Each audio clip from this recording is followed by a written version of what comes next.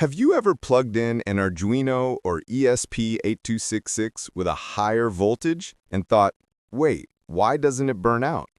Well, the answer lies in this tiny chip, the AMS1117.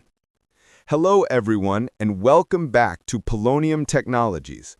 Today, we're going to explore the AMS1117 voltage regulator. We'll go step by step, starting with what it is, its key features, the different packages and modules. Then we'll look at the pinout, applications, and finally, the limitations. So let's get started. What is AMS1117? So first, what exactly is the AMS1117? It's a low dropout linear voltage regulator, also known as an LDO. Simply put, it takes a higher input voltage and brings it down to a stable lower voltage. Nothing complicated, just reliable voltage regulation. Features of AMS1117. Now let's talk about its main features. It comes in fixed outputs like 1.8 volts, 2.5 volts, 3.3 volts, and 5 volts. It can deliver up to about 1 amp of current. The dropout voltage is around 1.1 volts, and it includes built-in safety features like thermal shutdown and short-circuit protection. That's why it's so widely used in hobby projects and development boards.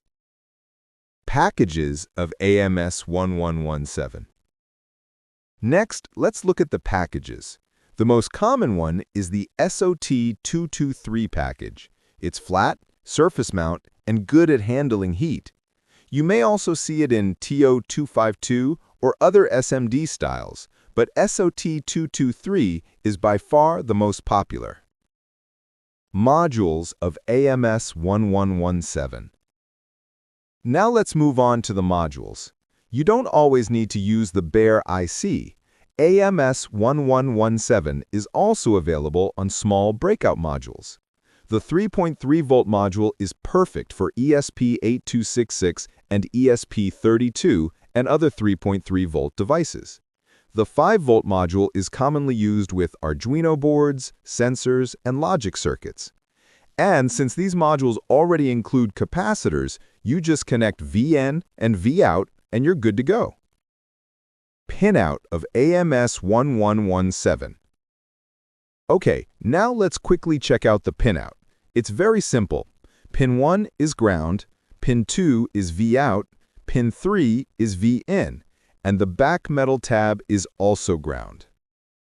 Applications of AMS1117. Now, where do we actually use it?